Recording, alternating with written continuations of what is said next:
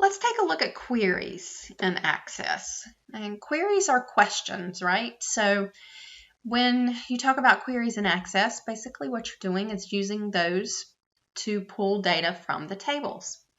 So, for example, if you had student data, you may be asking, let's get a list of all of the students that have a 3.0 or above and who are majoring in business IT. So that would be an example of a query that you could ask.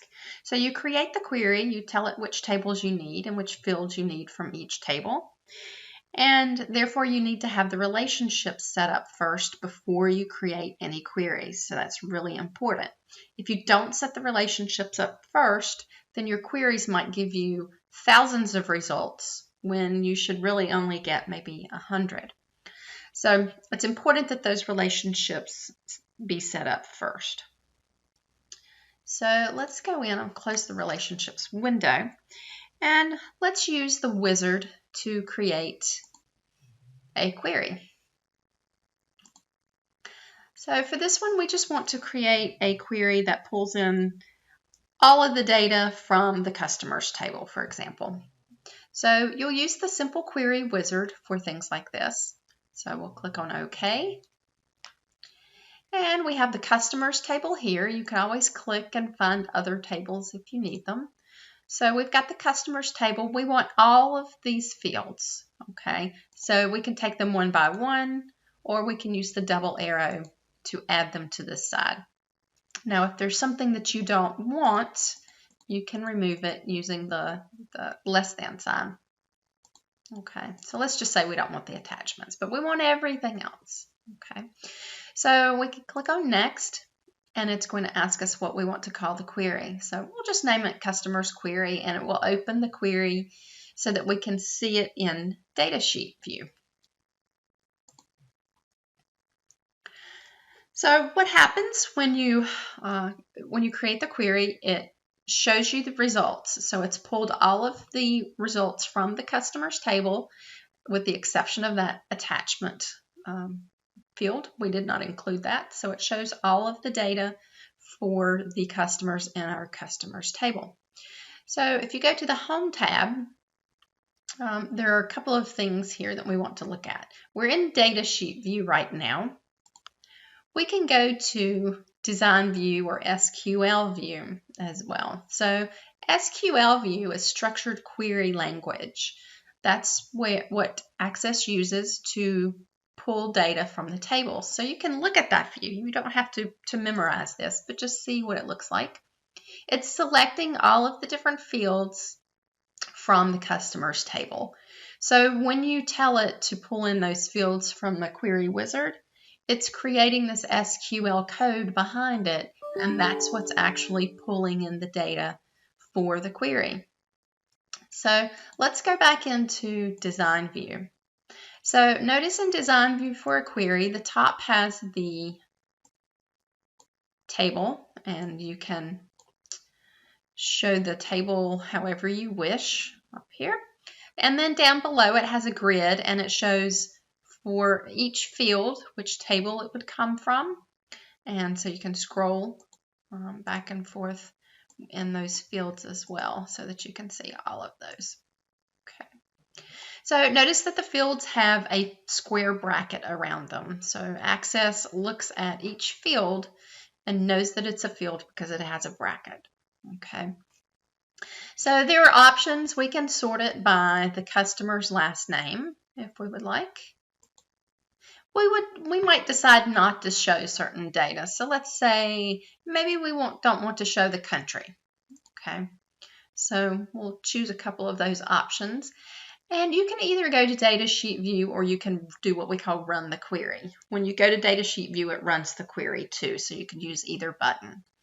Running the query will go to those tables and pull in the data fresh from those tables so that if you've made any changes, it will pull the data in fresh and you will get the data from those tables. So let's go in and run it. And you can see that it's pulled it in. It's now sorted it by the last name, and it's not showing the state, or I'm sorry, the country. So there are other details that we can get into, but that's a very simple query that pulls in specific data from one table. So that's a simple query. So I will save that. And remember, when you save an access, it saves everything together, all of the tables, the queries, forms, and reports, and all of the data. So you don't have to save those separately. And actually, when you enter data in Access in a table or a form, it automatically saves that as you enter it. Okay, so let's go in, and I'm going to close this one.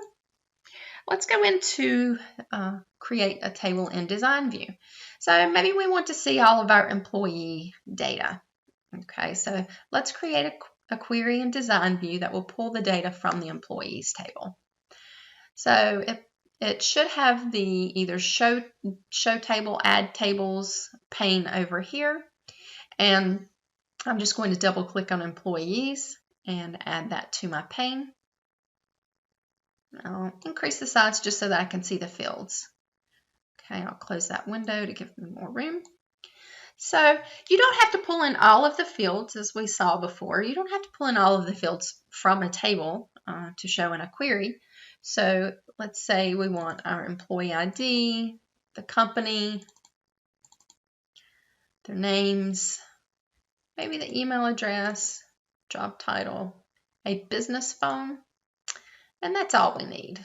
Okay, so we just want that information about each employee. Okay, now we can sort it, we can sort it ascending by the last name. And we can decide whether or not to show some of these, but since we don't have a lot, I'm going to leave those. So let's run the query. It's going to go to the employees table. It's going to pull that data out, and it's going to display that data for us. So we see that we have 7 employees.